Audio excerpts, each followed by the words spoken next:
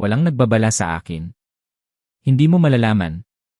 Ang gabi na ang kasal ko ay nagtapos, eksaktong 9:47 sa sala ng biyenan ko. Isang Biyernes. Naalala ko pa, nakahiga ako doon. Hindi makagalaw ang mga binti. Sila, ang pamilya Reyes, 7 taon nila akong minamaliit. Sinabi ng asawa kong si Aling Liza, umayos ka. Huwag kang magdrama. Habang nakatingin lang ang nanay niya, si Aling Karina. At ang hipag kong si Ate Wendy, nagvideo pa para sa kalokohan nila.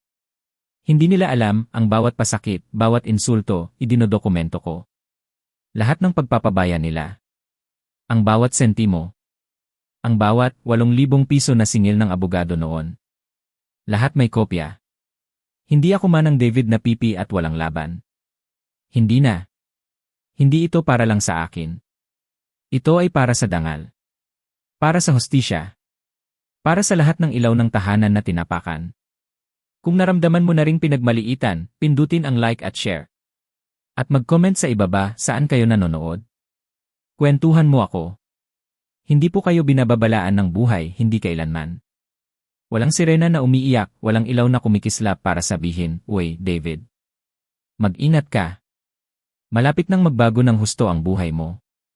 Isang Biyernes ng gabi. Sa sala pa ng biyenan mo. Walang kaibigang hihila sa'yo at bubulong ng heads up kaibigan. Ito na ang gabi.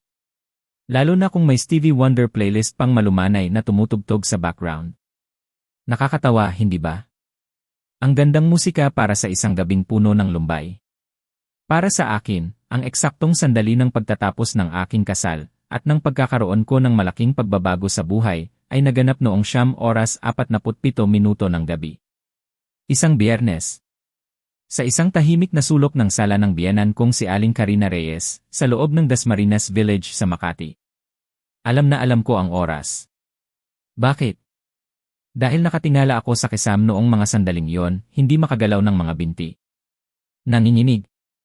Ang tanging nakikita ko ay ang kisam, puting plaster, may ilang mansa ng tubig sa sulok na hindi kailanman inaayos. Nakatingala lang ako doon. Walang magawa. Walang maramdaman sa ilalim ng baywang ko. At doon, lumuhod sa tabi ko si Karuben. Isang kapitbahay. Nakatira lang din sa parehong kanto, pero hindi kami kailanman nag-usap ng mahaba. Siguro 6 na salita lang sa buong 7 taon naming pagkikita-kita. Pero nang gabing iyon, nang lumuhod siya, nang hawakan sa braso ko, at sinabing, "Huwag kang gagalaw, David." Tumawag na ako ng 911.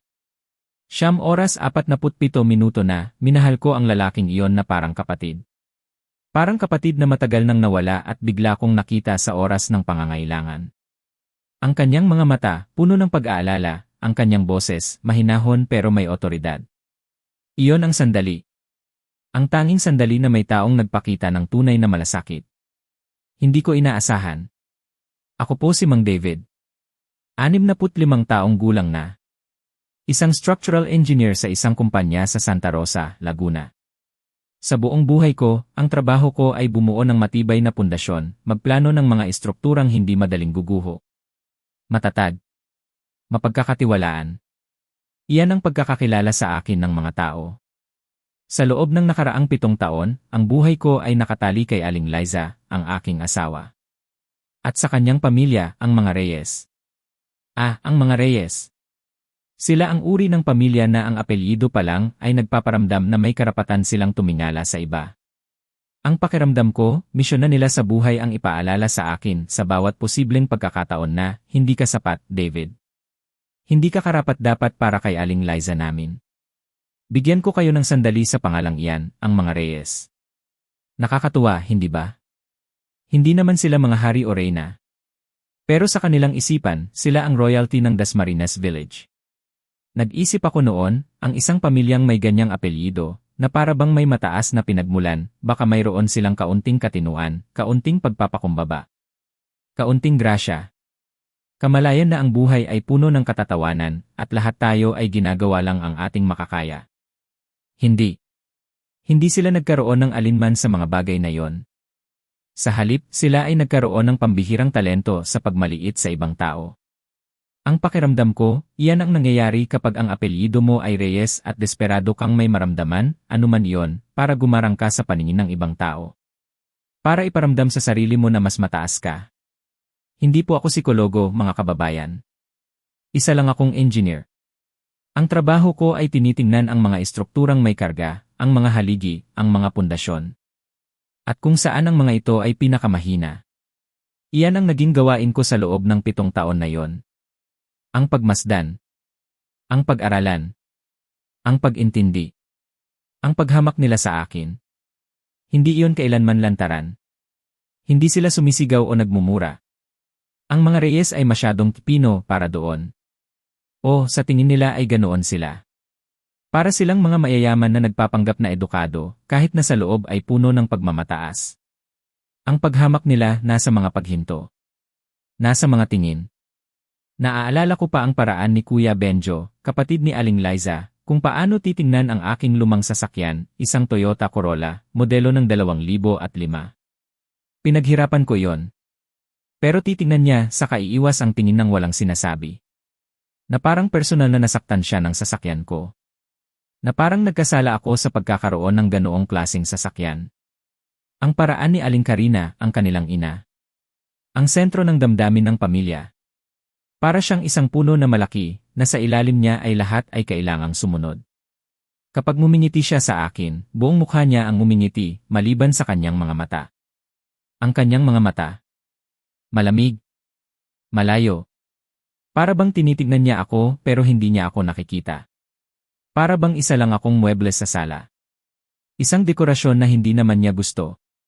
At si Ate Wendy, ang hipag ko, na ang kaarawan ang dahilan ng aming pagpunta doon. Kapag nagtatanong siya tungkol sa aking trabaho, sa aking pagiging structural engineer, sa isang partikular na tono na ginagamit ng mga tao kapag nagtatanong sila ng isang bagay na sa kanila ay boring na. Walang paggalang. Walang interes. Para bang pinipilit lang siyang magtanong. 7 mahabang taon ng ganito. 7 taon ng pagdalo sa bawat handaan. 7 taon ng pagiging magalang kahit na ang puso ko ay pagod na. 7 taon ng pagkain ng tuyong litson ni Aling Karina, tuyo. At pagtawag dito ng imasarap kahit nahirap akong lunukin. 7 taon ng panonood ng basketball kasama si Kuya Benjo, ang lalaking nanulak sa akin sa isang inuman, halos 1.5 taon na ang nakakaraan. Naaalala ko pa yon. Para sa kanya, iyon ay katatawanan. Para sa akin, iyon ay isang marka. Iyon ang unang beses na nanulak sa akin si Kuya Benjo. Mula sa likuran. Habang nakatayo ako sa grill, inihaw ko ang mga baboy. Napatid ako. Muntik na akong mapaupo sa mainit na uling. Muntik na akong mapaso. Tumawa siya. Tumawa ang kanyang kaibigan sa kolehiyo. Si Aling Liza, ang asawa ko, nasa loob. Hindi niya nakita. O, kung nakita man niya, nagkunwari siyang hindi niya nakita. Wala akong sinabi noong araw na yon. Wala akong ginawa. Basta pinatibay ko lang ang sarili ko. Hinarap ko siya. Tiningnan ko siya sa mata. Walang galit. Walang takot. Walang kahit anong emosyon sa mukha ko. Sa loob ko, iba. Naitala, naisip ko. Naitala at naifile.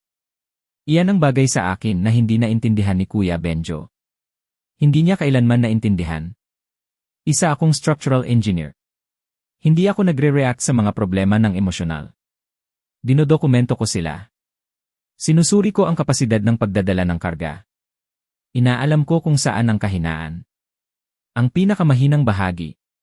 At pagkatapos naghihintay ako. Naghihintay ako para sa tamang kondisyon. Naghihintay ako ng matagal. At alam ko, ang paghihintay kong iyon ay magkakaroon ng katapusan. Ang 7 taon na yon. Isipin niyo po, mga kababayan, 7 taon. Hindi ito basta-basta. Sa loob ng panahong iyon, patuloy ko pong naranasan ang pagmamaliit, ang paghamak, mula sa pamilya ng aking asawang si Aling Liza. Ang pamilya Reyes. Para silang isang mabigat na ulap na nakadikit sa aking buhay, laging nagpaparamdam ng lamig at bigat. Bawat pagkikita, bawat salusalo, bawat simpleng pagbisita sa kanilang tahanan, ay may kaakibat na di nakikitang sipa o panunulak.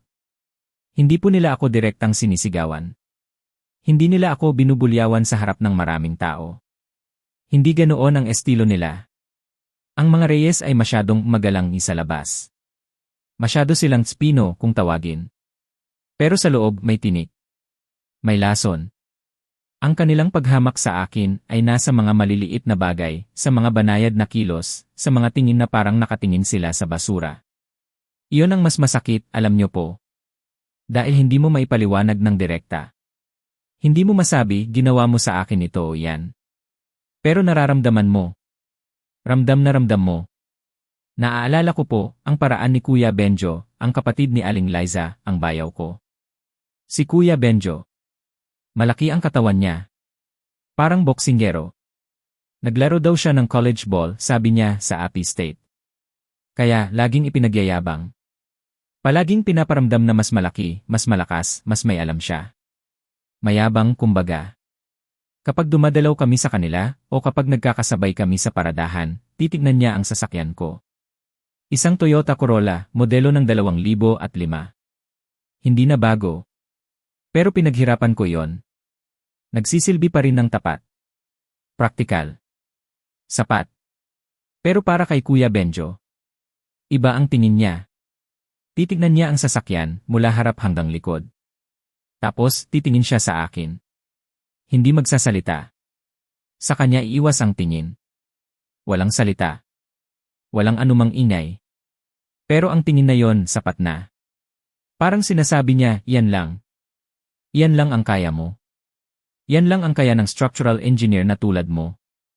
Parang pinagtawanan niya ang kotse ko.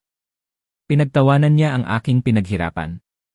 Ang pakiramdam ko, para siyang sinasabi na, kung ang sasakyan ko ganoon lang, ano pa kaya ako? Masakit. Pero pinili kong manahimik. Ang bawat tingin na yon, parang isang maliit na tusok.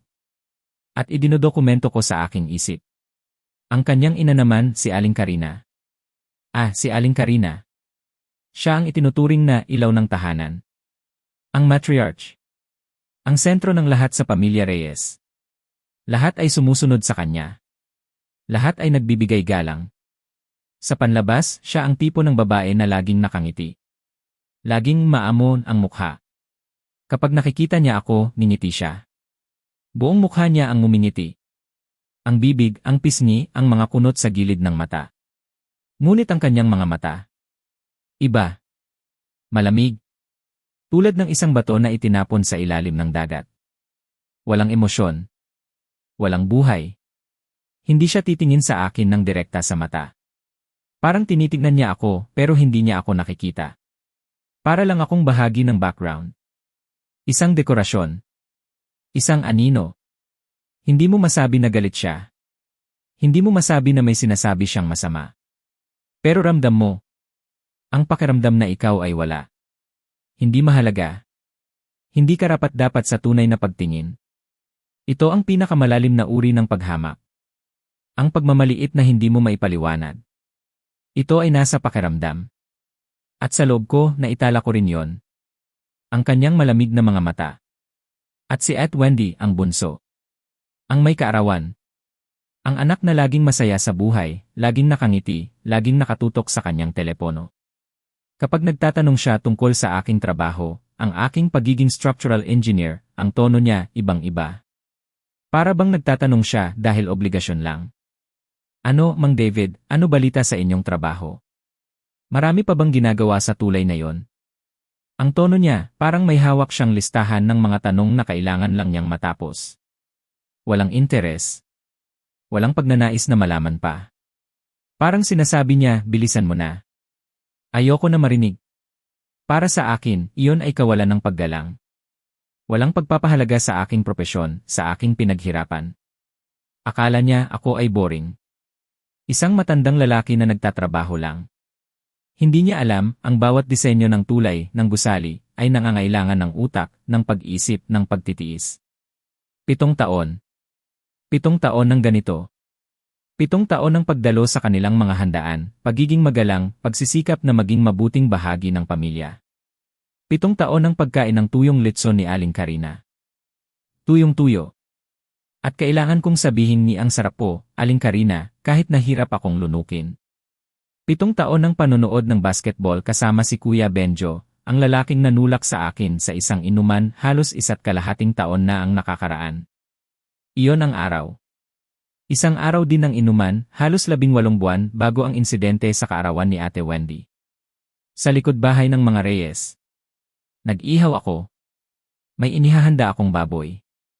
Ang usok, ang amoy ng inihaw na baboy. Masaya ang lahat, tawa rito, tawa roon. Pero ako, nasa trabaho ko bilang tagapagluto sa inuman. Nakatayo ako sa grill, nakatalikod.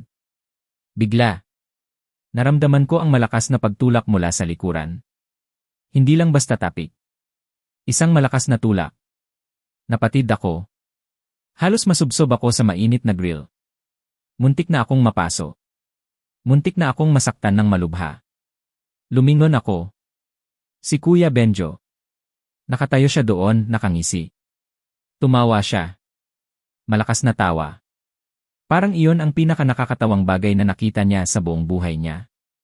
At ang kanyang kaibigan sa kolehiyo. Nakitawa rin. Parehong-pareho sila. Mga lalaking may kayabangan. Si Aling Liza, ang asawa ko, nasa loob. Hindi niya nakita. O siguro ayaw niyang makita. Dahil kapag nakita niya, kailangan niyang pumili. Kailangan niyang harapin ang kapatid niya. At iyan ang bagay na ayaw niyang gawin kailanman. Wala akong sinabi noong araw na yon. Hindi ako sumigaw. Hindi ako nagalit. Pinatibay ko lang ang sarili ko. Humarap ako kay Kuya Benjo. Tiningnan ko siya sa mata. Walang galit sa mukha ko. Walang takot. Walang kahit anong emosyon. Walang. Hindi niya inasahan yon. Akala niya magagalit ako. Akala niya magsisisigaw ako. Pero hindi. Sa loob ko, iba. Iba ang nangyayari. May nag-iba. Naitala, naisip ko. Naitala at naifile. Ang mga salitang iyon, paulit-ulit sa isip ko. Naitala. Isang larawan ng pasa sa aking braso, ang sakit, ang pagkamuhi. Naitala. Ang kanyang tawa. Naitala. Ang katahimikan ni Aling Liza. Naifile. Sa aking utak. Sa aking puso. Iyan ang bagay na hindi naintindihan ni Kuya Benjo. Hindi niya kailanman naintindihan ang tunay kong pagkatao. Hindi niya maintindihan na ang aking katahimikan ay hindi kahinaan. Hindi ito pagtanggap. Isa akong structural engineer. Ang trabaho ko ay pagmasdan. Ang trabaho ko ay suriin. Hindi ako nagre-react sa mga problema ng emosyonal sa mainit na dugo. Hindi. Dinodokumento ko sila. Lahat. Isinusulat ko sa aking isip. Minsan, sa papel. Sinusuri ko ang kapasidad ng pagdadala ng karga. Ang pundasyon. Kung saan ang mga ito ay pinakamahina.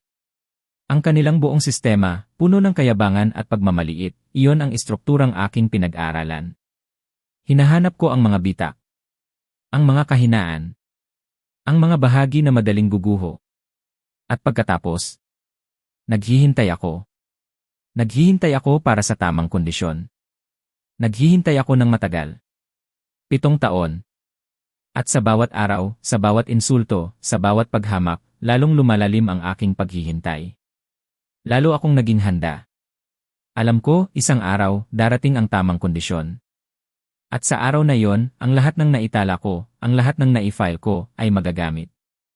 Ang paghihintay. Ito po ang madalas na hindi nauunawaan ng marami.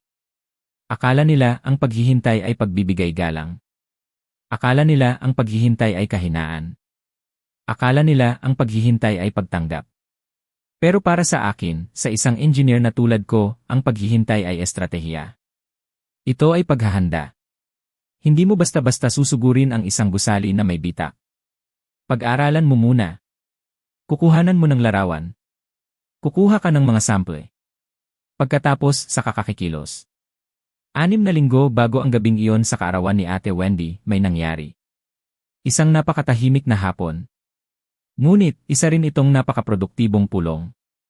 Nagpunta po ako sa opisina ng aking abogado, si Attorney Reyes. Ang kanyang opisina ay nasa isang matayog na gusali sa Ayala Avenue, Makati. Isang lugar na alam mong seryoso ang mga transaksyon. May magandang kape siya roon, mainit at matapang, tamang-tama para sa isang matanda na tulad ko. At ang mga mata ni Atty. Reyes? Matyaga.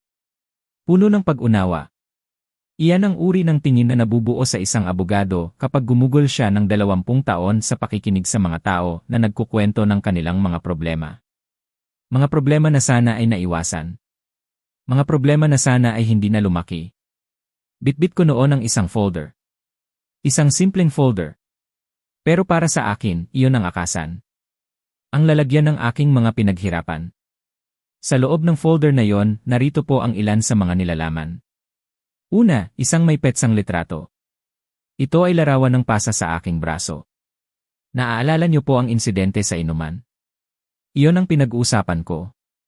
Ang tulak ni Kuya Benjo. Pagkatapos ng insidenteng iyon, umuwi ako.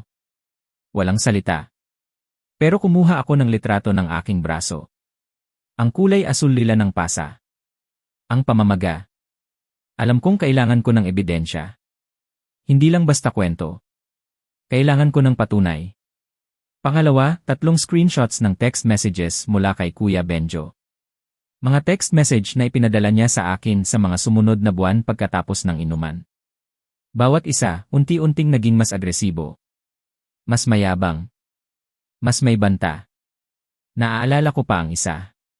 Nakasulat doon, "Hoy David. Mag-ingat ka. Baka hindi mo na makita ang sahig." Isang hamon. Isang banta. Pero hindi ko binura. Sa halip, pinreserba ko ang bawat isa. Kasama ang metadata. Ang oras. Ang petsa. Lahat. Mahalaga yon, alam niyo po. Hindi ito basta-basta screenshot. Ito ay dokumento. Pangatlo, isang detalyadong nakasulat na pahayag tungkol sa insidente sa football noong Thanksgiving. Iyon ay bago pa man ang inuman. Isang simpleng laro lang sana ng touch football sa bakuran ng mga Reyes. Pero si Kuya Benjo, sadyang ginamit niya ang siko niya. Direktang tinamaan ang tagiliran ko. Masakit. Ngunit muli, hindi ako nag-react. Umuwi ako. At sinulat ko. Lahat ng detalye. Kung paano nangyari. Ang mga salitang sinabi niya. Ang petsa. Ang oras. Lahat. Pinirmahan ko. Dahil ang isang insidente ay maaaring aksidente. Pero ang pattern. Iba na yon. At pang-apat, isang sulat kamay na tala. Ito ang pinakamahalaga. Isinulat ko ito dahil ako ay masusi. Masusi sa bawat detalye. Nakadokumento dito ang bawat naunang insidente ng pisikal na agresyon mula kay Kuya Benjo. 4 na taon. 4 na taon ng mga maliliit na pagtulak, ng mga di sinasadyang sipa, ng mga panunulak sa gilid. Hindi ko pinabayaan ang anumang detalye. Bawat insidente. Ang petsa. Ang sitwasyon. Ang posibleng motibo. Lahat. Tiningnan ni Atty. Reyes ang folder. Dahan-dahan. Seryoso. Walang emosyon sa kanyang mukha habang binabasa niya ang bawat pahina. Ang pagiging tahimik niya, iyon ang nagbigay sa akin ng kapanatagan. Alam kong seryoso siya. Alam kong pinag-iisipan niya. Pagkatapos niyang basahin ang lahat, dahan-dahan siyang tumingala sa akin. Ang kanyang matyagang mga mata nakatingin sa akin ng direkta. "Mang David," sabi niya. Ang kanyang boses mahinahon. "Ano po ba ang eksaktong gusto ninyong mangyari?" Nag-isip ako. Hindi ko alam noon kung ano ang eksaktong gusto kong mangyari. Hindi ko alam kung ano ang magiging resulta. Ang tanging alam ko lang, kailangan kong maging handa. "Attorney," sabi ko. "Hindi ko po sigurado kung ano ang mangyayari. Pero gusto ko pong maging handa. Gusto kong protektahan ang sarili ko. Gusto kong malaman nila na hindi ako basta-basta." Ngumiti si Atty. Reyes ng bahagya. Isang maliit, halos hindi nakikitang ngiti. "Mang David," sabi niya. "Mas handa na po kayo kaysa sa 70% ng mga kliyente na pumapasok sa aking opisina. 70% ng mga kliyente na lumalapit sa akin pagkatapos na mangyari ang masamang bagay." Ang kanyang mga salita, parang tubig sa tuyong lupa. Binigyan niya ako ng pag-asa. Binigyan niya ako ng katiyakan. Pagkatapos, binigyan niya ako ng panuto. Patuloy lang po kayong magdokumento, Mang David, sabi niya. Huwag na huwag kayong titigil. Kung may mangyari pa, kahit gaano kaliit, isulat nyo. Kumuha kayo ng ebidensya. At binigyan niya ako ng kanyang direktang numero. Hindi lang basta opisina. Kanyang personal na numero. Iyon ang nagbigay sa akin ng tiwala. Alam kong seryoso siya sa kaso ko. Ang konsultasyon na yon, nagtagal kami ng 2 oras. 2 oras ng pag-uusap. 2 oras ng pagpaplano. Ang bayad, 8,000 piso. Hindi maliit na halaga para sa isang matandang tulad ko. Ngunit para sa akin, bawat sentimo noon ay sulit. Bawat sentimo. Ito ang pundasyon ng aking paghahanda. Dapat ko rin po kayong kwentuhan tungkol kay Pulis Mang Tonyo. Si Pulis Mang Tonyo, ang aking matalik na kaibigan. Mula pa noong bata pa kami. 19 na taong gulang pa lang kami noon. Nakatira sa isang mumurahing apartment sa Maynila, doon sa Noli Me Tangere. Nag-aaral pa. Ngayon, si Pulis Mang Tonyo ay isang senior detective na sa Philippine National Police. Yan eh. Iyan ang tawag natin. Malaking tao si Pulis Mang Tonyo. 6 na talampakan at 2 pulgada ang taas. Tahimik siya sa bawat sitwasyon. Hindi madaling mataranta. At ang kanyang memorya, para siyang filing cabinet na ginawa ng Diyos. Hindi siya nakakalimot. Kahit kailan. Bago ang kaarawan, nag-text siya sa akin. Bandang 4:30 ng hapon. Nasa telepono ko pa ang mensahe. Naaalala ko pa. David, sabi niya. Sigurado ka bang pupunta ka ngayong gabi? Sabihin mo lang at sasamahan kita. Nag-aalala siya. Alam niya ang sitwasyon ko sa pamilya Reyes. Alam niya ang ugali ni Kuya Benjo. Pinayapa ko siya. Sinabi ko, salamat, Tonyo. Ayos lang ako. Kaarawan lang naman iyon. Isang simpleng handaan. Matandang tao na ako. Kakayanin ko ang tuyong litson at maliit na usapan sa loob ng 3 oras ng walang aberya. Ang mga salitang iyon. Pinagsisihan ko iyon. Pero, hindi po sa mga dahilan na iniisip nyo. Hindi dahil sa tingin ko ay hindi ko pala kaya. Hindi dahil sa takot ako. Iba. Pinagsisihan ko iyon dahil sa mga nangyari pagkatapos. Dahil sa mga bagay na lumampas sa aking inaasahan. Ang aking paghahanda kumpleto. Ngunit ang mangyayari, iba pa pala. Dumating po kami ni Aling Liza sa bahay ni Aling Karina sa Dasmariñas Village eksaktong 7:00 ng gabi. 7:00 ng gabi. Iyon ang oras na nakagawian. Ayaw ni Aling Karina ng late. Hindi niya gusto. Ang kanyang bahay. Isang malaking colonial house. Malinis. Maayos. Para siyang isang museo. Museo ng kanyang pagkaimportante, kung masasabi ko. Sa loob ng Dasmariñas Village, lahat ay tinitiyak na malinis. Mayaman ang lugar. Lahat ay dapat nasa lugar. Diyan ang mga kapitbahay ay nagpapalinis ng kanilang driveway tuwing Linggo ng umaga. Nagtatalo pa nga tungkol sa kulay ng pintura ng Lee. Ganyan sila. Ganoon sila kadetalyado sa mga maliliit na bagay. Mayroon sigurong 30 tao sa party. Mga kamag-anak. Mga kaibigan ng pamilya. Mga kapitbahay. Pagkababa pa lang namin ng sasakyan, agad nang parang natunaw si Aling Liza sa pamilya niya. Parang asukal na idinilaw sa mainit na tubig. Tawanan doon, yakapan dito. Lipat sa kabilang kwarto, lipat sa kabilang dulo. Siya ay nasa kanyang elemento. Nasa kanyang mundo. Ako naman? Iba. Para akong lumulutang sa hangin. Kumuha ako ng isang bote ng San Miguel Pale Pilsen mula sa palamigan. Malamig. Lumapit ako sa likuran. Sa may labasan papunta sa likod bahay. Doon sa porch. Pinili ko ang isang lugar na medyo tahimik. Hindi ako masyadong halata. Naghanda ako. Naghanda ako para sa isang gabing puno ng pagtitiis. Alam ko na ito ang magiging gabi ko. Isang gabi ng pagtitiis. Hindi pa po umaabot ng 10 minuto, nakita na ako ni Kuya Benjo. Siyempre, gagawin niya yon. Para siyang laging nakamasid. Laging naghahanap ng mapagtitripan. Laging naghahanap ng papansinin. David, sabi niya. Ang pagbigkas niya sa pangalan ko, para bang nagsasabi siya ng isang maliit na abala. Tulad ng parking ticket. O, tulad ng isang langaw na lumilipad sa paligid niya. Walang respeto. Walang pagpapahalaga. Benjo, tugon ko. Tugon ko. Walang emosyon. Tinapat ko lang ang kanyang enerhiya. Precisely. Walang kulang, walang sobra. Hindi ko pinakita na galit ako. Hindi ko pinakita na natatakot ako. Mananatili akong kalmado. Iyan ang aking estratehiya. Malaki si Kuya Benjo. Malaking lalaki. Naaalala ko pa, naglaro daw siya ng college ball sa Appy State. At hindi niya kailanman hinayaang kalimutan iyon ng sinuman.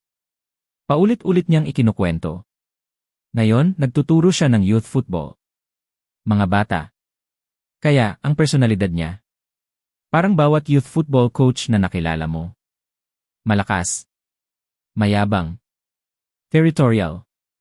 Kumbinsido siya na ang kanyang kakayahang takutin ang mga binatilyo ay nagpaparamdam sa kanya na malakas. Na matikas. Sa mas malawak na mundo. Akala niya. Tumayo siya sa tabi ko. Umiinom din ang kanyang inumin. Tinitingnan ang buong party na parang pag-aari niya ang lahat. Para siyang isang hari na nasa kanyang kaharian. Pinagmamasdan ang kanyang mga alipin. Ang kanyang mga tagahanga. Parang tense ka, David sabi niya. May ngisi sa kanyang labi. Isang ngisi na puno ng kayabangan. Natawa ako sa isip ko. Tense? Hindi. Hindi ako tense. Ako ay nagmamasid. Ayos lang ako, Benjo, sabi ko. Relax lang. Lagi kang parang may kinakalkulay, sabi niya. Ulit. Hindi pa rin umaalis ang ngisi. Iyan ang totoo. Iyan ang totoo. Nagkakalkula ako. Naisip ko. Nagkakalkula ako. Nagkakalkula ako ng mga kahinaan. Nagkakalkula ako ng mga bitak sa kanyang istruktura. Namimiss ko lang ang kasiyahan, Benjo, sabi ko. Sinubukan kong gawing casual. Hindi ako nagpapahalata. Ngumisi lang siya. Tapos, dahan-dahan siyang lumayo. Lumayo. Naglakad patungo sa kabilang grupo. Tiningnan ko lang siya habang papalayo. Ang kanyang likod. Ang kanyang pagmamataas. Alam ko. Ito ay simula pa lang. Lumipas ang 3 oras. Ang gabi ay naging mas komportable. Iyon na ang tipikal na ritmo ng isang late party. Ang musika ay mahina. Ang mga usapan ay nagkakasama-sama. Ang mga tao ay lumuluwag. Umiinom na. Nagkukwentuhan. Nandoon si Karuben. Ang kapitbahay na tumulong sa akin. Naalala ko, matagal na pala siyang kapitbahay ni Aling Karina. Nakaupo siya malapit sa bookshelf. Tahimik lang. Hawak ang baso ng red wine. Ang kanyang mga mata. Mata ng isang taong natuto ng matagal na panahon na mas mahusay ang pagmamasid kaysa sa pakikilaho. Nagustuhan ko siya agad. Agad na agad. Instinctively. Tulad ng gusto mo ang mga tao na parang talagang nagbibigay pansin. Hindi ko alam noon. Hindi ko alam kung gaano kahalaga si Karuben sa aking buhay. Hindi ko alam kung gaano siya magiging mahalaga. Iyon na. Iyon na ang sandali. Narinig ko ang boses ni Kuya Benjo. Mula sa loob ng bahay. Malakas. Theatrical. Nagpapanggap. Nagpe-perform para sa isang grupo ng mga tao. Nagkukwento siya. At sa kanyang kwento. Ang punchline. Ito ay tungkol sa nakababatang kapatid ko. Si Gail. Hindi ko na po ulitin ang sinabi niya. Hindi ko kayang ulitin. Hindi karapat-dapat. Sasabihin ko na lang po sa inyo, iyon ang uri ng komento. Ang uri ng komento na sinasabi ng isang partikular na uri ng lalaki. Tungkol sa isang partikular na uri ng babae. Kapag iniisip niyang ligtas siya. Kapag iniisip niyang walang sinuman ang nakikinig. Walang sinuman na may pakialam. Walang sinuman na nagmamalasakit sa akin. Mali siya. Mali siya sa pag-iisip na yon. Dahan-dahan kong inilapag ang aking bote ng San Miguel sa rehas ng porch. Walang ingay. Walang mabilis na galaw. Kalmado. Tahimik. Ang katahimikan na yon parang katahimikan ng tubig. ng tubig na kalmado. Bago ito bumuhos sa isang talon. Naglakad ako papasok. Kalmado. Tahimik. Ang maliit na grupo na nakapaligid kay Kuya Benjo. Nakikitawa. May pakitang tao. Ang tawa na yon, ang tawag natin ay go along laughter. Tawa na hindi totoo. Tawa na pilit. Pero tumatawa sila. Si Aling Liza. Wala siya sa kwarto. Hindi niya narinig. O, kung narinig man niya, nagkunwari siyang hindi. Pero si At Wendy, ang may karawan. Nandoon siya. Nakasandal sa dingding. May ngisi sa kanyang mukha. Nanonood sa kanyang kapatid na nagpe-perform. Parang isang palabas para sa kanya. Sabihin mo ulit, sabi ko. Mahina ang boses ko. Pero malinaw. Malinaw na malinaw. Ang tawanan. Huminto. Bigla. Parang pinindot ang pause button. Lumingon si Kuya Benjo. Nakita niya ako. Ngumiti siya. Ngumiti. Isang mapagmataas na ngiti. Ayan pala siya, sabi niya. David, kaibigan. Nagkukwento lang ako tungkol sa Lee. Tumingin ka sa akin, sabi ko. At sabihin mo ulit. Ang bawat salita, malinaw. Maingat. Ang buong kwarto. Naging tahimik. Tahimik sa isang partikular na paraan. Tahimik sa paraan na alam mong may mangyayaring totoo. Hindi basta-basta drama. Hindi basta-basta pagpapanggap. Hindi. May bigat. May seryoso. May gravity. Hindi nawala ang ngisi ni Kuya Benjo. Hindi. Magaling siya sa bahaging iyon. Ang pagpapanggap na hindi siya apektado. Ang pagpapanggap na wala siyang pakialam. Lighten up, David, sabi niya.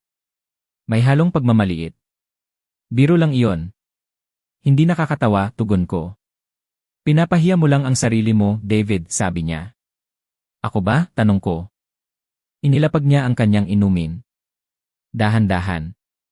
Ibinuka niya ang kanyang leg. At nakita ko. Nakita ko ang desisyon na nabubuo sa likod ng kanyang mga mata. Alam ko. Alam kong darating ito. Si Kuya Benjo. Siya ang pinakamalaki. Ang pinakamalakas. Ang pinakamayabang na tao sa bawat kwarto na pinasukan niya. At ngayon, ginagawa ko siyang maliit. Sa harap ng mga taong mahalaga sa kanya. Hindi niya hahayaan yon. Hindi.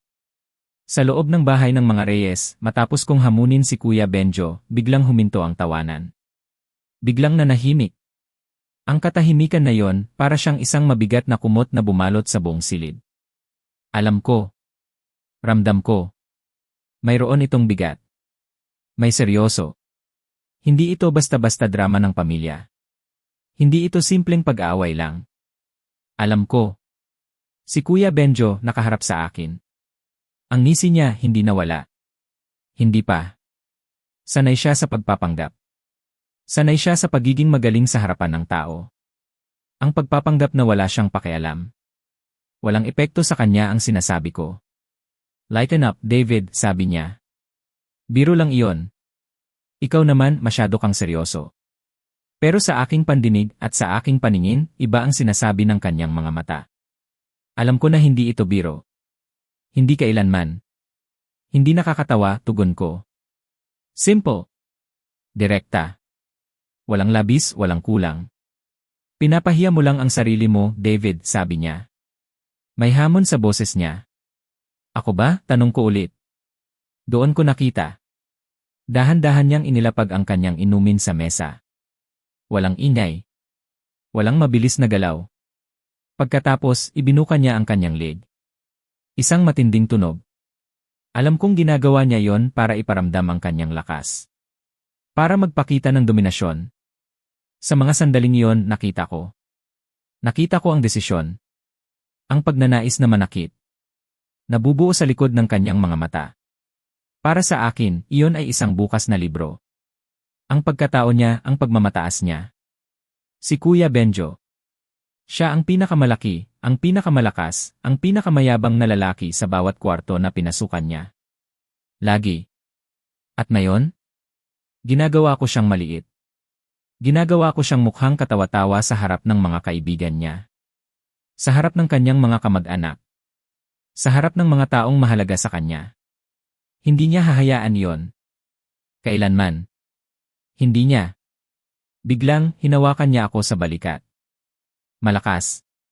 Pero pinilit niyang gawing parang friendly.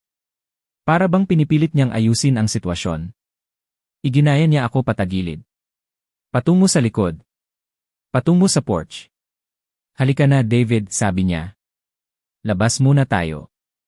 Magpalamig ka. Sumunod ako. Hindi ako nanlaban. Hindi ako nag-alinlangan. Alam ko na. Alam ko na kung saan patungo ang lahat ng ito. Ito ang tamang sandali. Ito ang kondisyon na matagal kong hinihintay. Lumabas kami patungo sa balkonahe. Ang hangin sa labas malamig. Ang ilaw mas mahina. Nakatalikod ako.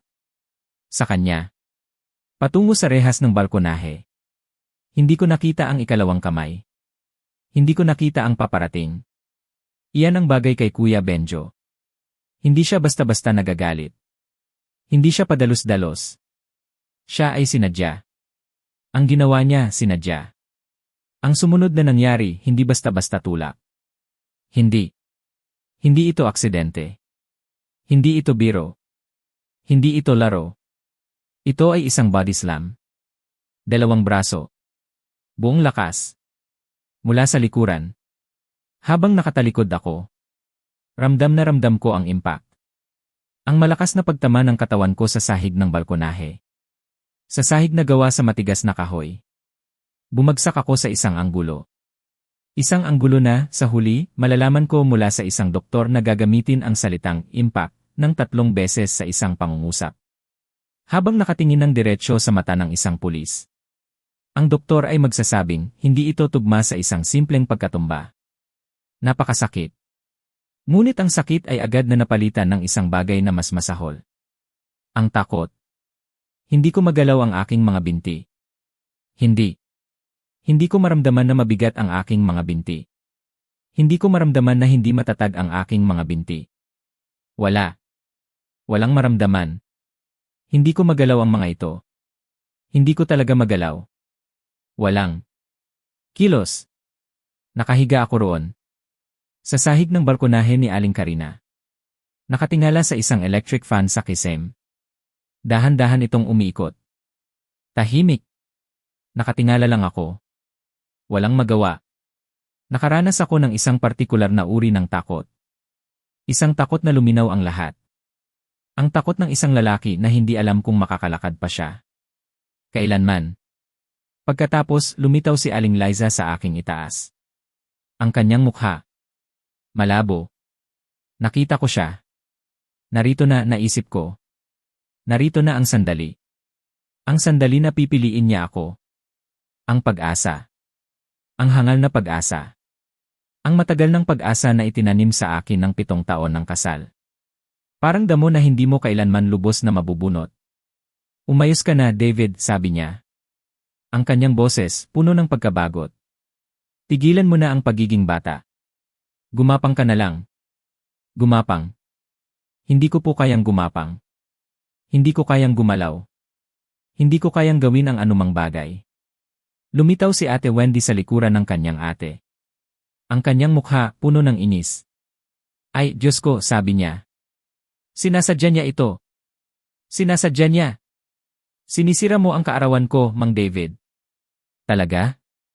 Ang kanyang tinig, puno ng kawalang galang. Sa kabila ng aking kalagayan. Si Kuya Benjo. Nakatayo siya sa gilid ng balkonahe. Naka-crossed arms. Nakangisi. Hindi nag-aalala. Hindi nagkasala. Nakangisi lang. Ang ngisi ng isang lalaki na sa tingin niya, nakalusot siya. Nasa tingin niya, nagawa na niya ang gusto niya. At doon, nagtulakan sa maliit na grupong nagtipon. Lumitaw si Karuben. Lumuhod siya sa tabi ko. Inilagay ang isang kamay sa braso ko. Mahinahon. Matatag. Huwag kang gagalaw, David, sabi niya. Huwag na huwag kang gagalaw. Tumawag ako ng 911, sabi niya. 9:47 minuto iyon. Huwag kang gagalaw. Siya. Si Ruben. Ang tanging. Nag-iisang tao. Na tumulong. Ang nag-iisang tao na nagpakita ng malasakit. Sa gitna ng lahat ng ito. Ang mga kisam ng ospital. Lahat po sila pareho. Parang hindi nagbabago. Mga acoustic tile. Mga fluorescent light na parang laging nakabukas. Walang pahinga. At paminsan-minsan may makikita kang mansa ng tubig sa sulok. Yung tipong walang nagpapaliwanag kung bakit nandoon. Walang nag-aayos. Basta nandoon lang. Maraming oras akong nakatingala sa kisem ng Atrium Health sa Carolinas Medical Center noong Sabado ng umaga. Maraming oras. Gumagawa ako ng uri ng pag-iisip na ginagawa mo lang kapag ang katawan mo ay tahimik na. Kapag walang ibang bagay na makakaabala sa iyo mula sa iyong sarili. Mula sa iyong mga iniisip. Doon mo talaga makikilala ang sarili mo. Sa gitna ng katahimikan at ng kawalan ng galaw. Pero bago ang lahat ng iyon, dumating ang mga paramedic. Si Nurse Odessa. Siya ang lead paramedic. Sa edad niyang mid-negatibo 30, walang kaplastikan sa kanya. Walang kung anong drama. Siya ang uri ng tao na pagpasok sa isang magulong sitwasyon, agad niyang ginagawang mas maliit ang gulo. Mas kontrolado. Ang kanyang presensya agad na nagdala ng kaayusan. Nagpunta ako sa opisina ni Attorney Reyes. Nasa Ayala Avenue. Alam niyo na po iyon. Isang matayog na gusali. Ang kanyang opisina ay malinis. Maayos. May mabangong kape sa isang maliit na tasa sa tabi ng kanyang mesa. At ang kanyang mga mata. Napakakalmado. Napakapasensyoso. Para siyang nakikinig sa isang mahabang kwento na alam na niya ang katapusan. Bitbit ko ang aking folder. Iyon ang aking armas. Hindi po armas na may bala. Hindi. Armas na may mga salita. Mga larawan. Mga petsa. Mga testimonya. Sa loob nito, naroon ang litrato ng pasa sa aking braso. Ang pasa mula sa pagtulak ni Kuya Benjo sa inuman. Malaki. Kulay ube. Malinaw. Naroon din ang 3 screenshots ng mga text message mula kay Kuya Benjo. Ang mga mensaheng puno ng banta. Ang mga mensaheng nagpapahiwatig ng karahasan.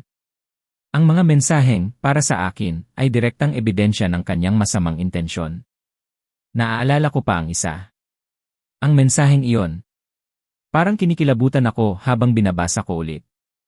At naroon ang nakasulat na pahayag tungkol sa insidente sa football noong Thanksgiving. Ang paggamit niya ng siko. Ang sakit. Ang pagkabigla. Isinulat ko yon ng detalyado. Bawat salita. Bawat detalye. At ang pinakamahalaga, ang listahan. Ang listahan ng lahat ng insidente ng pisikal na agresyon. 4 na taon. 4 na taon ng mga maliliit na pangyayari. Mga tulak. Mga panunulak. Mga sipa. Hindi ko pinalampas ang isa. Bawat isa may petsa. May oras. May lugar.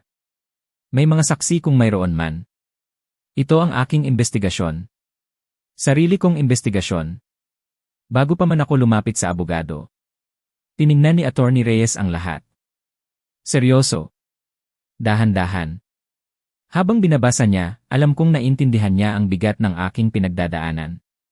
Naiintindihan niya na ito ay higit pa sa isang simpleng away sa pamilya. Ito ay pattern.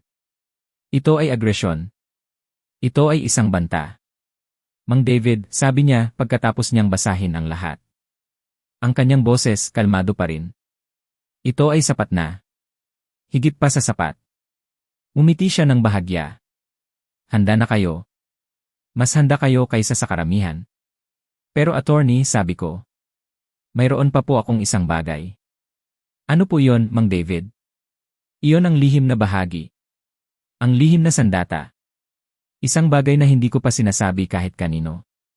Kahit kay Pulis Mang Tonyo. Kahit kay Attorney Reyes hanggang sa sandaling yon. Ito ay nasa pinakalikod ng folder. Isang hiwalay na pahina. Ito po, sabi ko. Inabot ko ang isang piraso ng papel. Ito ay mula kay Manong Gardo. Nagulat si Attorney Reyes. Kitang-kita sa kanyang mga mata. Sino po si Manong Gardo? Tanong niya. Si Manong Gardo po, sabi ko. Dating kapitbahay ni Kuya Benjo. Sa subdivision nila noon. 2 taon na ang nakakaraan. Napatango si Attorney Reyes. Naghihintay. Noon pa man, sabi ko, narinig ko na may hindi magandang nangyari sa pagitan ni Kuya Benjo at ni Manong Gardo. Isang dispute. Pero hindi ko alam ang detalye. Napahinto ako. Hanggang isang araw, dagdag ko. Nagkita kami ni Manong Gardo sa isang neighborhood cookout. Niyaya niya akong mag-usap ng pribado. Napahawak ako sa aking dibdib. Nararamdaman ko pa rin ang bigat noon. Sinabi niya sa akin, David, sa atin lang to, ingatan mo ang sarili mo sa bayaw mo. Minsan, itinulak niya ako sa UI. Pinilit ng pamilya niya na mag-settle ako. Pinagsisihan kong manahimik noon. Doon ko nalaman. Ang pamilya Reyes. Hindi lang pala si Kuya Benjo ang may problema sa ugali. Pati rin ang kanilang buong pamilya. Sila ang nagtatakip. Sila ang nagpapatahimik. Sila ang nagpapalala ng sitwasyon. Sinabi ko sa kanya, dagdag ko na naitala ko yon. At nagpasalamat ako sa kanya. Tumango si Attorney Reyes. Kinuha niya ang pahayag ni Manong Gardo. Binasa niya ito. At habang binabasa niya, nakikita ko ang pagbabago sa kanyang mukha. Ang kanyang pagiging seryoso ay naging mas malalim. Ang kanyang mga mata mas matalas. Mang David, sabi niya. Ang kanyang boses mas malakas na ngayon. Mas may otoridad. Si Manong Gardo, hindi na siya nanahimik. Hindi na siya natatakot. Nakahanap na siya ng rason. At iyon ay kayo. Alam ko. Alam ko na. Ang pagiging tahimik ng ibang tao noon ay dahil sa takot. O dahil sa panggigipit. Ngayon, hindi na. Ngayon, may tao nang handang magsalita. Handa nang umamin. Kinuha ni Attorney Reyes ang kanyang telepono. Nagdial, habang naghihintay ng koneksyon, sinabi niya, alam mo ba, Mang David? Sa loob ng 48 oras, mahahanap ko si Manong Gardo. At ang kanyang pahayag. Mahahanda na yan. Bago pa man si Kuya Benjo makarating sa presinto. Umiti ako. Isang tunay na ngiti. Ngiti ng pag-asa. Ngiti ng katarungan. Ang aking lihim na armas. Hindi ito ang aking lakas. Hindi ito ang aking kayamanan. Kundi ang aking paghahanda. Ang aking pagtitiyaga. Ang aking determinasyon na hindi manahimik. Ito na ang simula ng pagbagsak. Simula ng katotohanan. Simula ng hustisya. Ang mga araw pagkatapos ng insidente ay parang isang mabilis na pagbagsak ng domino. Para bang ang lahat ng mali, ang lahat ng pagmamaliit, ang lahat ng pagdurusa ay nagsimulang bumagsak. Isa-isa. Pero hindi iyon pagbagsak para sa akin. Para iyon sa kanila. Para sa mga Reyes. Ang kanilang kastilyong gawa sa kayabangan at paghamak ay nagsimula ng gumuho. Noong Sabado ng hapon. Sabado. Ang araw pagkatapos ng kaarawan ni Ate Wendy. Si Kuya Benjo sumipot sa presinto. Ang sabi niya, isang formalidad lang daw. Isang pagpapakita lang ng kooperasyon. Nakangisi pa siya noon. Nakangisi pa na parang wala siyang kasalanan. Na parang siya ang biktima. Pero ang ngisi na yon hindi nagtagal. Hindi talaga. Sumunod na Lunes ng umaga. Lunes. Ang unang araw ng linggo. Formal na siyang kinasuhan. Felony assault. Nagdulot ng malubhang pinsala sa katawan. Alam niyo po ang ibig sabihin niyan. Hindi na ito simpleng away lang. Hindi na ito biro. Ito ay seryoso. Ang balita lumabas agad sa mga lokal na pahayagan. Mabilis. At dahil sa internet, alam niyo naman, parang apoy na kumalat. May ilang mga tao na nakakakilala kay Kuya Benjo noong college days niya. Mga kaibigan sa Ati State.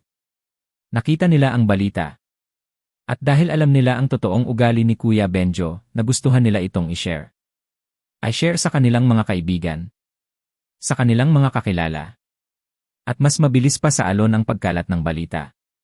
Noong Miyerkules.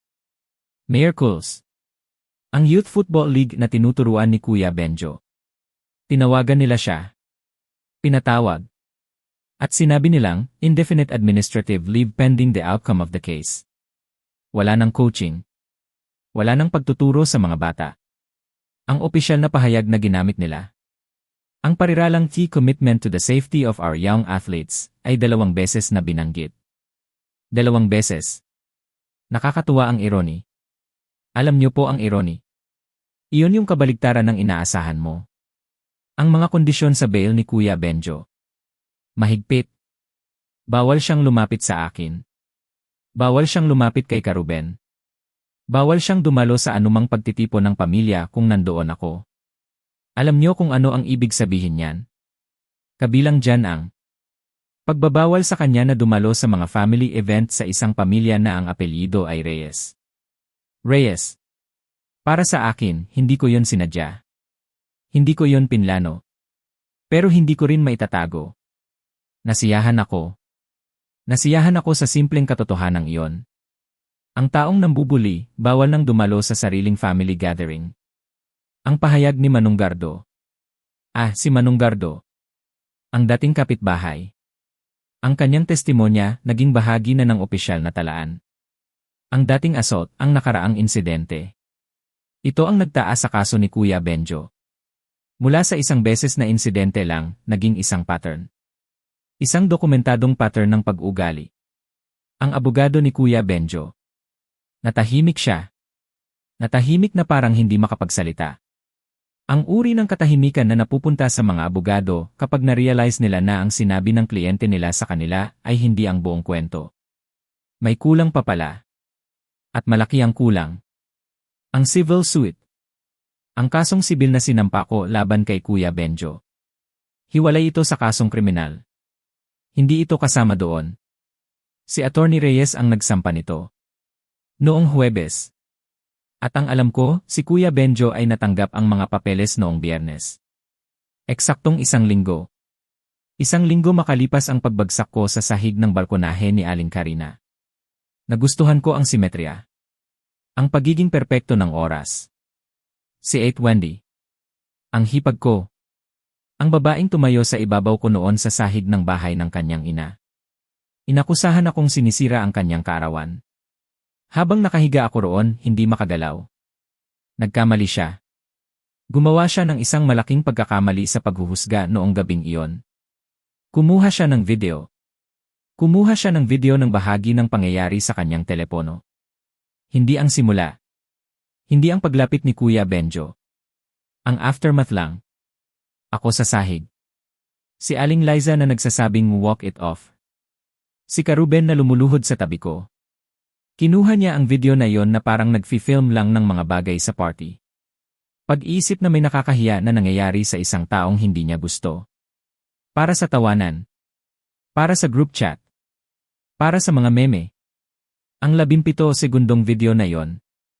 Naging exhibit ito. Naging exhibit sa korte.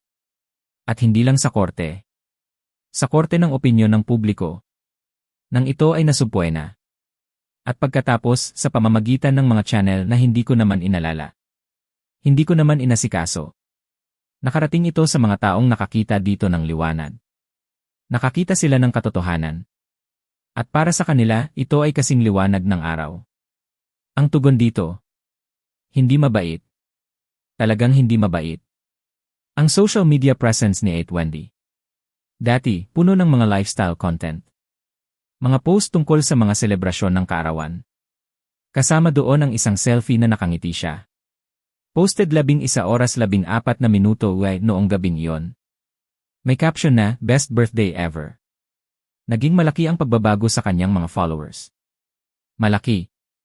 Ang dating libu-libong tagasunod biglang naging kakaunti. Hindi ako nakaramdam ng awa para doon. Hindi. Si Ate Wendy ay tumawag sa akin ng, Baby, habang nakahiga ako na paralisado sa sahig ng kanyang ina. At kumuha pa siya ng video para sa kanyang kasiyahan. May presyo iyon. Ang presyo sa kanyang kaso. Ilang libong Instagram followers.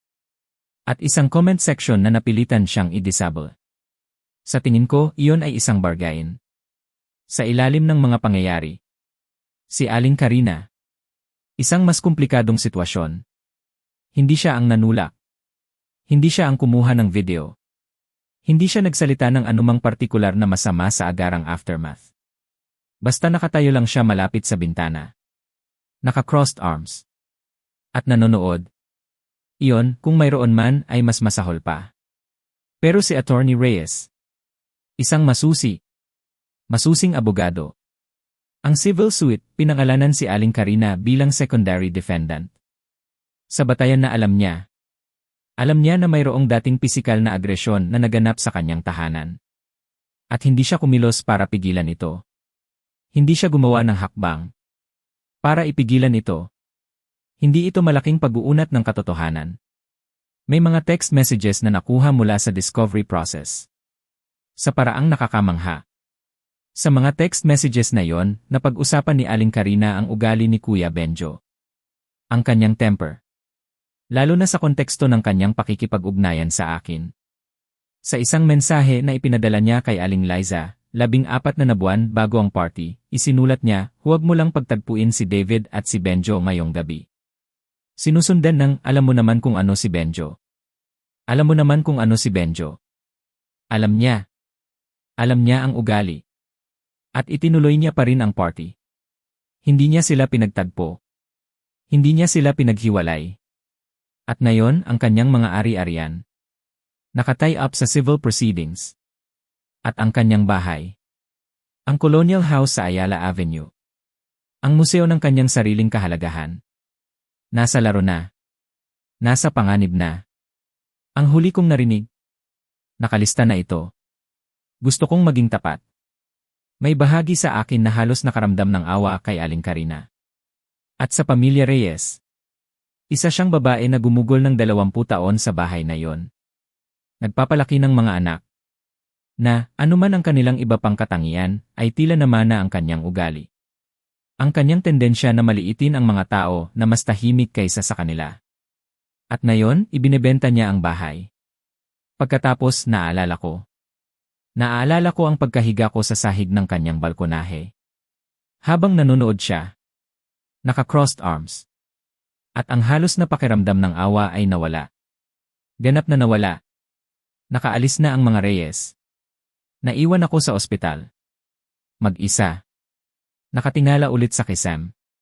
Ang mga mansa ng tubig sa sulok parang mga luha na natuyo. Sa mga sandaling iyon, walang ibang tao. Tanging ako lang at ang aking katawan na hindi ko na makontrol. Ang aking isip na parang naglalaro. Naglalaro ng mga alaala. Nakaalis na silang lahat. Tila naglaho na parang bula. Si Aling Karina, si Ate Wendy, at si Kuya Benjo, na malamang ay nakakulong na o nasa presinto na. Ang natira, si Aling Liza. Ang aking asawa. Bumalik siya noong gabing iyon. Mag-isa. Alam ko. Narinig ko ang pagbukas ng pinto. Ang paglakad niya sa hallway. At ang paglapit niya sa aking kwarto. Hindi siya nagsalita agad. Nakaupo lang siya sa upuan sa tabi ng aking kama. Ang upuan na para sana sa bisita. Ang upuan na, sa mga panahong iyon, ay tila napakalayo sa akin. Mahabang katahimikan ang bumalot sa amin. Isang katahimikan na mas mabigat pa kaysa sa katahimikan ng ospital. Isang katahimikan na puno ng mga salitang hindi nasabi. Mga salitang dapat sana ay nasabi noon pa. Sa wakas, siya ang unang nagsalita. Ang kanyang tinig mahina. Parang bulong. Halos hindi ko marinig. Alam kong kaya niyang gawin ito, sabi niya. Alam kong kaya niyang gawin ito. Ang aking asawa. Ang aking asawa sa loob ng 7 taon. Ang babaeng pinakasalan ko. Ang babaeng sinabi kong makakasama ko sa hirap at ginhawa. Ang babaeng ito, sa pag-amin niyang iyon, ay parang sinasabi niyang, alam ko na ang ugali ng kapatid ko. Alam ko na ang kanyang galit. Alam ko na ang kanyang kakayahang manakit. Pero pinili kong manahimik. Pinili kong hayaan mo na lang. Walang paghingi ng tawad sa kanyang mga salita. Walang pagsisisi. Walang kahit anong paliwanag kung bakit siya nanahimik. Bakit hindi siya nagsalita noong araw na yon? Bakit hindi siya tumigil sa amin? Bakit hindi siya kumilos? Bakit hinayaan niyang mangyari ang lahat ng ito? Sabi ko. Alam ko rin. Ang aking tinig tuyo. Parang buhangin sa disyerto. Alam ko rin. At alam ko nga. Alam ko na sa simula pa lang. Alam ko na ang takbo ng kanilang pamilya. Ang kanilang ugali. Ang kanilang pagmamataas. At ang kanyang pagpili. Ang kanyang pagpili na pumanig sa kanila. Sa kanyang pamilya. Kaysa sa akin. Kaysa sa aming pamin. Sa kasal namin. Naaalala ko pa. Pinagtawanan niya ang prenuptial agreement. Yung kasunduan bago ang kasal. Ang kasunduan na nagsasabi kung paano hahatiin ang mga ari-arian kung sakaling maghiwalay kami.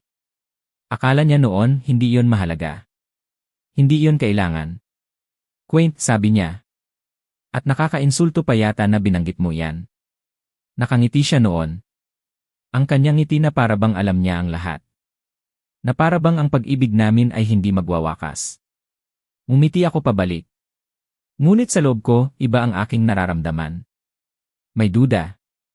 May pangamba. Kahit na mahal ko siya noon, may takot ako. Kaya't walang sinabi. Pinili kong manahimik.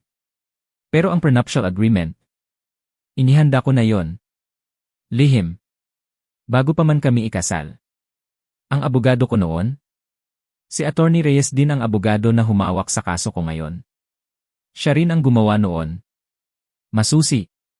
Malinaw. Hindi madaling baguhin. Sa huli. Ang pag-alis niya sa kasal namin. Umalis siya nang walang anumang karagdagang ari-arian. Ang ibig sabihin yon, bumalik siya kung ano ang dala niya noong nagsimula kami. Wala nang iba. Ang lahat ng pinagsamahan namin. Ang lahat ng pinaghirapan namin. Para sa kanya, parang hangin lang na nawala. Pagkatapos ng ilang linggo, nasa rehabilitation center na ako. Dito, unti-unti kong natututunan na muling makilala ang aking sarili. Ang aking mga binti. Ang aking katawan.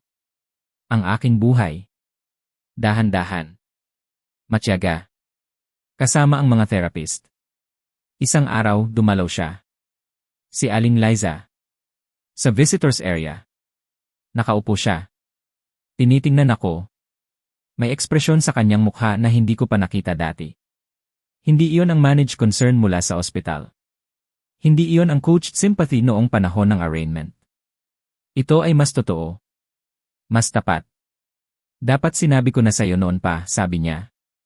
Tumigil siya. Tungkol kay Kuya Benjo. Dapat, sabi ko. Tumigil din ako. Ang aming mga mata nagtagpo. Pinanatili mo lang ang kapayapaan niya, Aling Liza, sabi ko. Hindi ang akin. Wala siyang naisagot. Wala. Naupo lang kami roon. Ang katahimikan ay bumalik. Ngunit iba na ito ngayon. Hindi na ito puno ng galit. Hindi na puno ng pagdududa. Puno na ito ng katapusan. Puno ng pagtanggap. Maya-maya, umalis na siya. Nagpaalam. At ako. Bumalik ako sa physical therapy. Bumalik ako sa paglalakad. Bumalik ako sa pagiging ako. At iyon. Iyon ang huling tunay na pag-uusap namin. Ang huling pagkakataon na nagkaroon kami ng koneksyon. Ang huling pagkakataon na nagkaroon kami ng katotohanan sa pagitan namin. Ang taglamig sa Pilipinas, kung tawagin natin ang panahon ng pagbabago, ay dahan-dahan. Ngunit, ang pagbabago sa aking buhay, iyon po ay dumaan sa bagyo. Ngunit, parang pagkatapos ng bagyo, dumarating ang araw na sumisikat. Pagkatapos ng 8 linggo. 8 linggo ng paghihirap. 8 linggo ng pag-asa. 8 linggo ng pagbawi. Lumabas ako mula sa Atrium Health Rehabilitation Center. Isang Martes ng umaga. Sa huling bahagi ng taglagas, bagaman sa Pilipinas, hindi naman natin masyadong ramdam ang taglagas. Ang langit. Hindi siya makapagdesisyon kung kulay abo ba o asul. Sa huli, pareho na lang. Parang ang aking buhay noon. Hindi sigurado. Pero umalis ako. Sa sarili kong lakas. Dahan-dahan. Gamit ang baston. Isang baston na plano kong itapon bago magpasko. Pero umalis ako. Sa sarili kong lakas. Nandoon si Pulis Mang Tonyo. Naghihintay sa akin. Sa parking lot. Sa tabi ng kanyang kotse. May 2 siyang kape. Alam niyo po, si Pulis Mang Tonyo. Maaasahan. Sa mga ganitong paraan, napakamaasahan. Kumusta ang pakiramdam, David? Tanong niya. Parang lalaking lumabas mula sa rehabilitation center. Sa sarili niyang lakas, sagot ko. Magandang sagot, sabi niya. At mumiti siya. Iyon na ang kanyang bersyon ng pagngiti. Nandoon din pala si Attorney Reyes. Nakatayo sa gilid. May dala siyang leather briefcase. May ekspresyon ng isang tao na may ibibigay sa'yo. Mayroon siyang ibibigay. Inabot niya sa akin ang isang sobre. Isang puting sobre. Simple. Pero puno ng kahulugan. Si Kuya Benjo, sabi ni Attorney Reyes. Tinanggap niya ang plea deal. Napatingin ako sa kanya. Plea deal. Ibig sabihin, hindi na aabot sa mahabang trial. 22 buwan, patuloy ni Attorney Reyes. Minimum security. Mandatory anger management. At 3 taon na probation pagkatapos ng kanyang paglaya. Ang kanyang boses, kalmado. Formal. Ang pahayag ni Manunggardo, dagdag niya. Iyon ang nagtapos sa kaso. Ang nagpatibay sa lahat. Tumango ako. Alam ko na ang halaga ng pahayag na iyon. Ang katapangan ni Manunggardo. At ang civil settlement, sabi ni Attorney Reyes habang binubuklat niya ang sobre. Mula kay Aling Karina at Kuya Benjo. Para sa iyong mga gasto sa ospital. Para sa rehabilitasyon. Para sa nawala mong kita. At tumigil siya. Huminto siya, ang paraan ng paghinto ng mga abogado kapag malapit na silang magsabi ng isang numero. Damages. Tiningnan ko ang sobre. Malaki. Makapal. Alam kong naglalaman ito ng malaking halaga. Pero hindi pera ang habol ko noon. Hindi lang iyon. Sapat na ba, tanong ko, para manginis sa kanila? Ang salitang iyon, manginis, parang lumabas lang mula sa aking bibig. Hindi ko alam kung saan nanggaling. Halos ngumiti si Attorney Reyes. Halos. Sobra pa sa pang-inis, Mang David, sabi niya. Sobra pa. Hinataw ako ni Pulis Mang Tonyo pauwi sa Valentine. Ang aking bagong bayan. Naibenta ko na ang bahay. Ang bahay namin ni Aling Liza. Habang nagaganap ang mga proseso. At nakahanap ako ng mas maliit na lugar. Isang tahimik na townhouse. Sa kabilang bahagi ng suburb. May magandang ilaw sa umaga. At walang mga alaala sa mga dingding. Simula na. Dahan-dahan.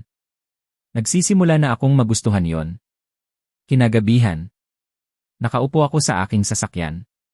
Sa parking lot ng Crestline Industrial Group. Ang aking trabaho. Hindi ko pa napupuntahan mula noong Biyernes bago ang party. Naka-medical leave ako. Ang uri ng leave na kung saan nagpapadala ang mga tao ng mga awkward na get well emails.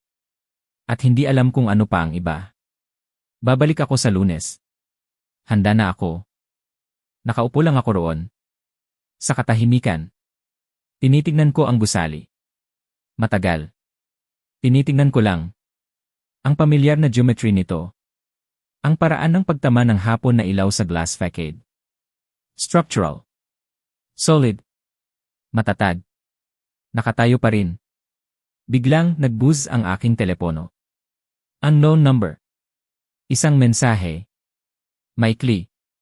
Binasa ko ito. Binasa ko ulit.